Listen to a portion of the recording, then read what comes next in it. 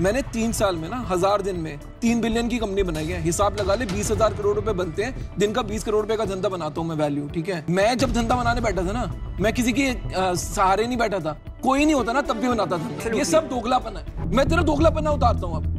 अश्नीर ग्रोवर के नए दोगलेपन के बारे में पता चला।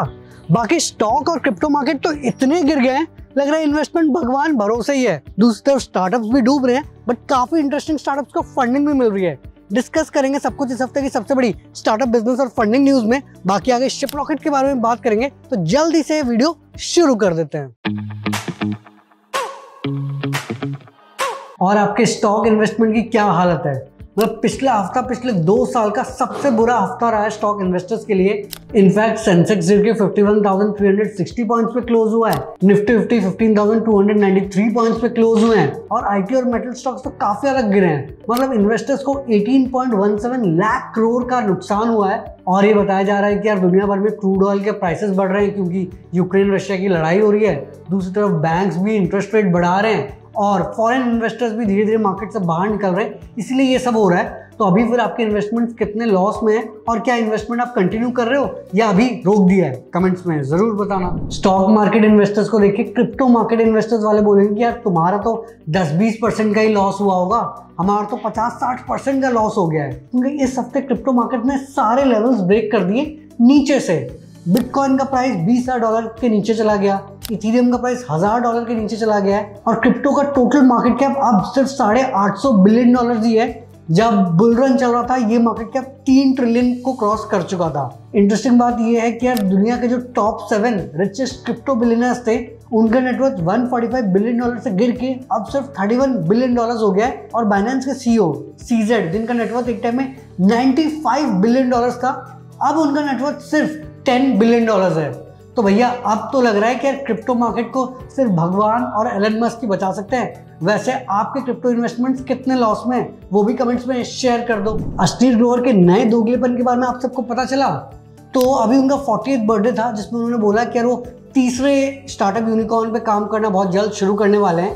पहला डिस्रप्शन उन्होंने ग्रोसरी डिलीवरी पे लेके आए थे ग्रोफर्स के थ्रू। दूसरा डिस्रप्शन पेमेंट स्पेस पे लेके आए थे भारत पे के थ्रू। और अब बताया जा रहा है कि यार वो यूएस में 5-6 इन्वेस्टर से भी बात कर चुके हैं और शायद वो 200 से 300 मिलियन डॉलर रेज कर सकते हैं अपने नए स्टार्टअप के लिए। साथ में खुद थोड़ा पर्सनल वेल्थ भी यूज करेंगे। पर अभी कुछ ही महीनों पहले जब भारत पे के साथ उनकी कंट्रोवर्सी चली थी तब उन्होंने बोला था कि यार वो आगे जाके जीरोधा या डायरेक्टाई टाइप का स्टार्टअप बनाना चाहते हैं जो कि बिना फंडिंग के पूरा बूटस्ट्रैप होके बनेगा और उसमें टाइम ज्यादा लगेगा पर सारा कंट्रोल उनके पास होगा। तो इन्वेस्टर कभी भी अपने हिसाब से उनको बीच में नहीं निकाल पाएंगे। बट अब शायद उनको लग रहा है कि बूटस्ट्रैप करके स्टार्टअप ग्रो करना काफी मुश्किल भी है और काफी टाइम भी लगता है, शायद इसीलिए वो इतनी फंडिंग रेज करने का सोच रहे हैं। पर आपको क्या लगता है कि यार अब वो कौन से फील्ड को डिसरप्ट कर सकते हैं और क्या उनका तीसरा स्टार्टअप भी यूनिकॉर्न बन पाएगा? कमेंट्स में अपने ओपिनियन जरूर बताना। अब पेट्रोल का दाम इतना महंगा हो गया है, अगर हमारी गाड़ी सोलर एनर्जी पर चलती तो मजा नहीं आ जाता। एक्चुअल में नेदरलैंड्स के एक स्टार्टअप लाइटियर ने लाइटियर 0 नाम की एक गाड़ी लॉन्च करी है। उसमें उन्होंने गाड़ी के बोनेट और रूफ में सोलर सेल लगाया जिससे आपकी गाड़ी की बैटरी चार्ज हो सकती है। और आइडियल कंडीशन में तो यार 7 महीने बिना बैटरी से चार्ज करे हुए गाड़ी को आप चला सकते हो। नेदरलैंड्स में भी ठीक ठाक कंडीशन के साथ 2 महीने तक तो आपको चार्ज करने की जरूरत नहीं पड़ेगी। बट सारी चीजें तो अच्छी है, गाड़ी की रेंज भी 650 किलोमीटर है। पर दिक्कत ये है कि इस गाड़ी का प्राइस 250,000 यूरोज यानी 2 करोड़ रुपए के ऊपर होगी। एम है कि यार टेस्टिंग इसी साल में करके साल के एंड तक प्रोडक्शन भी शुरू कर देंगे। पर क्या आपको लगता है कि यार अगर इस गाड़ी की प्राइसिंग सही कर दी जाए तो ये टेस्ला को एक अच्छा कंपटीशन दे सकती है? कमेंट्स में अपने ओपिनियंस बताना। इंडिया में ई कॉमर्स रेवोल्यूशन तो आ चुका है, इसलिए आप बहुत सारे D2C ब्रांड्स देखते होंगे और ब्रांड्स को सबसे ज्यादा मदद लॉजिस्टिक्स और शिपिंग में चाहिए होती है, जिसके लिए शिपरॉकेट हेल्प कर सकता है। तो Shiprocket complete e commerce solution provide करता है। मतलब आपके प्रोडक्ट के स्टोरेज से लेके आपके कस्टमर को प्रोडक्ट डिलीवर करना, कैश ऑन डिलीवरी, रिटर्न्स, ये सब भी शिपरॉकेट मैनेज करता है। बेसिकली जैसे ही आपका कस्टमर वेबसाइट से चेकआउट करता है उसके बाद का हर एक प्रोसेस शिपरॉकेट आपके लिए संभाल सकता है। शिपरॉकेट को आप सारे मेजर ई कॉमर्स कंपनीज जैसे Amazon, Shopify अपनी खुद की वेबसाइट में इंटीग्रेट कर सकते हो और वो इंडिया के 29,000 प्लस पिन कोड्स और 220 से भी ज्यादा कंट्रीज में आपको डिलीवर करने में हेल्प कर सकते हैं। तो इसीलिए शिपरॉकेट आज के टाइम में 1,50,000 से भी ज्यादा ब्रांड्स का भरोसेमंद पार्टनर है। आप भी शिपरॉकेट के सर्विसेज के थ्रू अपना e commerce brand scale up कर सकते हैं। और डिटेल्स के लिए शिपरॉकेट की वेबसाइट www.shiprocket.in पे विजिट कर लेना। क्या टिकटॉक इंडिया में कमबैक कर पाएगा? अभी एक रिपोर्ट के मुताबिक बाइटडांस, जो कि टिकटॉक की होल्डिंग कंपनी है, उस कंपनी के चाइनीज एम्प्लॉइज टिकटॉक यूजर्स का डेटा एक्सेस कर रहे थे, जो कि उनको करना नहीं चाहिए था। अब जैसे कि मैंने पिछले हफ्ते के न्यूज़ में बताया था कि टिकटॉक इंडियन कंपनी के साथ कोलैबोरेट करके इंडिया में कमबैक करने की कोशिश कर रही है, बट इस रिपोर्ट के बाहर आने के बाद क्या आपको लगता है इंडियन गवर्नमेंट अलाउ करेगी टिकटॉक के कमबैक के लिए?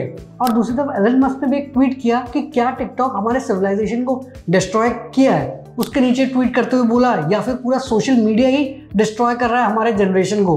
बाकी उन्होंने टिकटॉक के एल्गोरिथम की तो तारीफ करी कि यार वो बिल्कुल बोरिंग नहीं है और यूजर्स को एंगेज रखते हैं, और ट्विटर को भी अपना एल्गोरिथम टिकटॉक और वीचैट जैसा बनाना चाहिए। बाकी आप बताओ कि क्या टिकटॉक इंडिया में कमबैक कर पाएगा? बाकी अब हम फंडिंग न्यूज डिस्कस कर लेते हैं। पहली और सबसे बड़ी फंडिंग न्यूज है कि शेयरचैट ने $520 मिलियन की फंडिंग रेज कर ली है $5 बिलियन के वैल्यूएशन में। इससे पहले शेयरचैट ने $260 मिलियन की फंडिंग रेज करी थी और उसी का ये एक्सटेंशन राउंड है जिसमें और $260 मिलियन रेज किए और टोटल में अभी तक उन्होंने $913 मिलियन की फंडिंग रेज कर चुके हैं। तो वैसे तो शेयरचैट को इंडिया का फेसबुक बोला जाता है क्योंकि काफी टियर 2 टियर 3 में लोग इसको यूज करते हैं, बट देखना पड़ेगा कि यार एडवर्टाइजिंग से कितना कमा सकते हैं और क्या एक्चुअल में ये प्रॉफिटेबल हो पाएंगे, वो तो यार वक्त ही बताएगा। दूसरी फंडिंग न्यूज है कि एडटेक स्टार्टअप अपग्रेड ने $225 मिलियन की फंडिंग रेज कर लिए $2.25 बिलियन के वैल्यूएशन पे। अब एक तरफ जहाँ पे एडटेक यूनिकॉर्न्स, अनअकैडमी, वेदांतो अपने एम्प्लॉइज को फायर कर रहा है, अपग्रेड ने जबरदस्त फंडिंग रेज करी है, पर वो मोस्टली पोस्ट ग्रेजुएशन कोर्सेज पे फोकस करते हैं। अब देखना पड़ेगा कि यार इस फंडिंग की मदद से वो क्या नया और करते हैं। तीसरी फंडिंग न्यूज है कि चायोस ने अपने सीरीज सी राउंड में $45 मिलियन की फंडिंग रेज कर ली है 225 से लेकर $250 मिलियन के वैल्यूएशन पे। तो चाय वाला सेगमेंट जैसा कि आपको पता है कि यार बहुत ज्यादा कॉम्पिटिटिव हो गया है। चाय पॉइंट तो है ही, दूसरी तरफ चाय सुट्टा बार, MBA चाय वाला, काफी सारे कॉम्पिटिटर्स मार्केट में आ रहे हैं, पर चायोस अब काफी ज्यादा ऑफलाइन में एक्सपैंड कर रहा है। पहले वो मोस्टली ऑनलाइन डिलीवरीज पे फोकस कर रहे थे, पर धीरे धीरे पैंडेमिक कम होने लगा तब उनके काफी दुकान में सेल्स बढ़े हैं और काफी ज्यादा वो हेल्थ फोकस चाय, स्नैक्स, ये सारी चीजें भी लॉन्च कर रहे हैं। तो देखना पड़ेगा कि इस फंडिंग राउंड की मदद से कैसे चाय हाउस अपने आप को डिफरेंशिएट करता है कंपटीशन से। तो दोस्तों ये थी इस हफ्ते की सबसे बड़ी स्टार्टअप, बिजनेस और फंडिंग न्यूज। आई होप आपको ये वीडियो पसंद आई होगी और अगर आपने इस वीडियो से कुछ सीखा, वीडियो को जरूर लाइक करना, नीचे कमेंट करने की वीडियो कैसी लगी और अपने सारे दोस्तों के साथ व्हाट्सएप, फेसबुक, इंस्टाग्राम हर जगह शेयर कर देना।